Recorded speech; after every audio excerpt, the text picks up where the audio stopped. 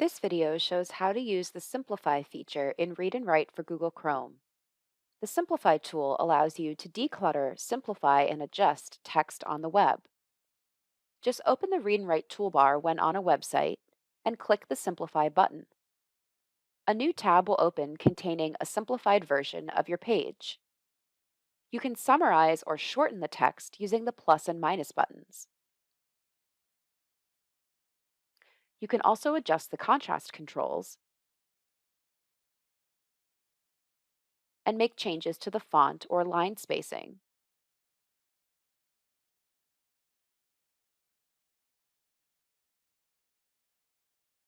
Read and Write for Google Chrome now includes a new beta feature called Simplify AI. The new Simplify AI uses OpenAI to rewrite your content using simpler vocabulary and sentence structure. And you can use your other Read and Write tools on the simplified text. The Doppler effect is a change in the way light or sound waves appear. This change happens when the source